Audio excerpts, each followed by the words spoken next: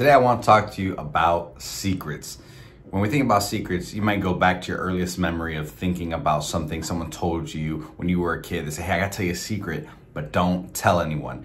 And sometimes people are really good at keeping secrets, and sometimes they were the worst.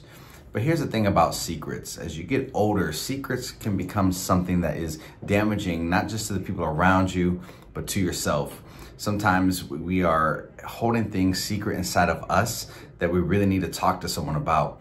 So I want to talk about secrets to be shared. Secrets that you need to just go to someone that can really help you process things. I'm not talking about the people who use gossip as a way to talk about someone else, where they say, well, I heard this, I'm just concerned, I want to share it with you, but they told me to keep it secret. I'm talking about the things that maybe you do that no one knows, the things that you are maybe ashamed of, or things that you're just struggling with internally, that you feel like I need to talk to someone about this secret that I have. The reality is that when you live your life, there are going to be things that maybe you do that you're not proud of, things that you're just kind of stuck in, and the preservation that you want to do is that you want to just protect yourself. So you say, I'm going to keep this to myself. I'm going to keep people away. Because if people really knew this part of me, they wouldn't like me, or they wouldn't be kind, or whatever that would look like. But I want you to take a moment. Take a moment to think about your life. Give inventory to it. Maybe there's something in your life right now that you really need to talk to someone about. Maybe a pastor or a counselor or a friend, a parent.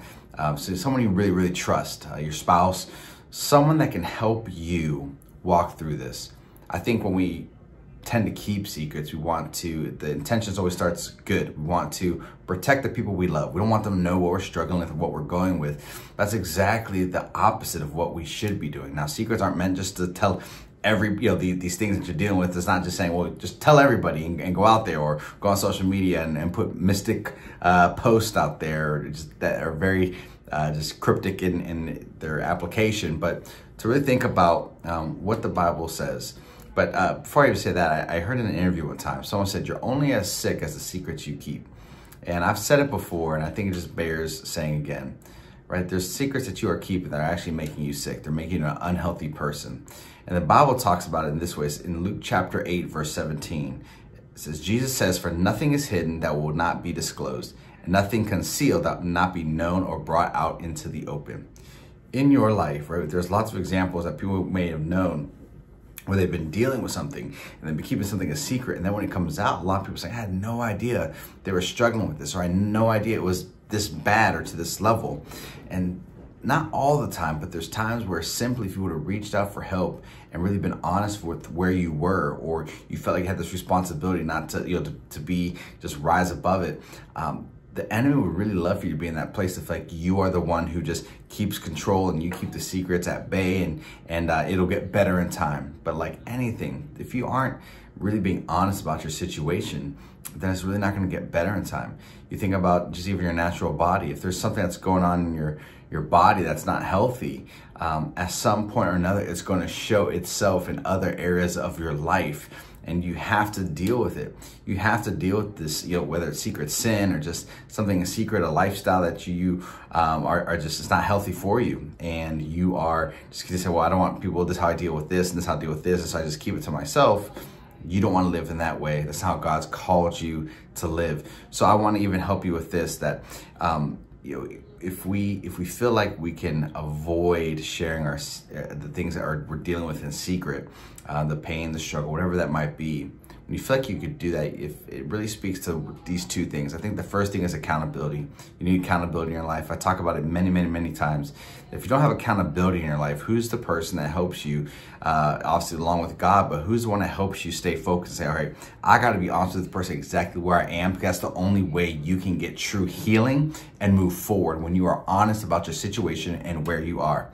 So you kind of avoid the accountability, or you want to just avoid the embarrassment of the mistake and just push through and not deal with reality. So you have to deal with accountability, and you have to deal with reality.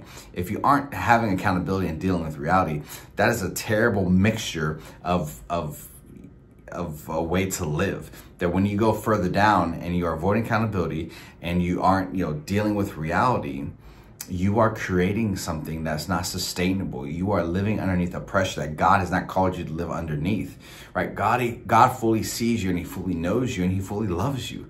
And that's the amazing thing about the relationship. So that's not saying you become just whoever you want to become and you do whatever you want to do. But what really that's communicating is this idea that when you are honest, authentic, and living in this place of saying there's a few people who really know the things I struggle with, the things I deal with, the things I'm walking through, to help me continue to move forward, not make excuses, not stay stagnant, not stay stuck, but to say with God's help and with the people God's put around me, I can move forward in the most healthy way that I possibly can. So when you think about your life, I want to challenge you with this.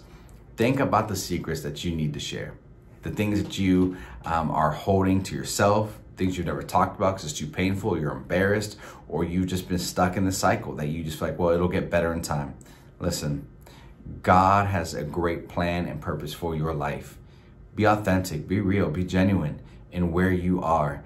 But if you always feel like you have all the answers and you are the one who can handle everything, you are putting something on yourself that God's not asked to put on you, right? That we would give our cares, it would give our concerns to God, right? That he will carry them with us.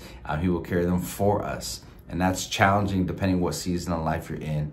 But it's true. God's in the hard moments and he's in the easy moments. But in all of it, we get to become who God's called us to be.